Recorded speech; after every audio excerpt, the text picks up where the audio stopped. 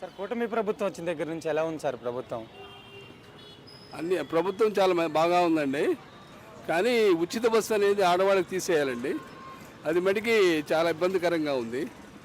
ఎందుకంటే ఇవాళ ఈ సంక్షేమ పథకాలు కూడా మంచి మంచి పద్ధతి కాదు. ఎందుకంటే ఇవాళ ప్రజల దగ్గర నుంచి పన్నుల రూపంలో వసూలు చేసిన డబ్బులను ఇట్లా ఆడవాళ్ళకి ఉచిత పథకాలు పెట్టి దాన్ని ఓట్లు కొనుక్కోవడం, ఓట్లు ఇండైరెక్ట్గా కొనుక్కున్నట్టుంది. ఇది మంచి పద్ధతి కాదు. ఉచిత పథకాలు ఒకటి తీసేస్తే బాగుంటుందని నేను ఆశిస్తున్నాను. మిగతా విషయాలు అన్ని రకాలుగా చాలా బాగుంది.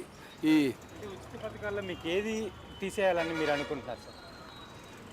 ఆ స్త్రీలకి, లేడీస్కి ఫ్రీ బస్ పెట్టవద్దు, తీసేయాలి అది.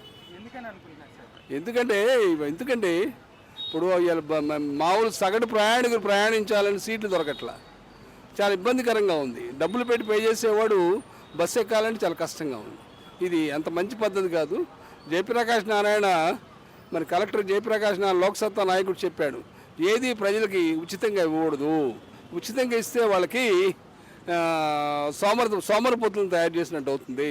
ఈ రేషన్ కానీ ఏదైనా సరే ఉచితం ఇవ్వకూడదు వాళ్ళకి. కనుక ఈ ఉచిత పథకాలు తీసేసి ప్రజలు కట్టిన పన్నులు సంక్షేమ పథకాలకి, విద్యా వైద్యాన్ని ఖర్చు పెట్టవలసిందిగా నా విజ్ఞప్తి.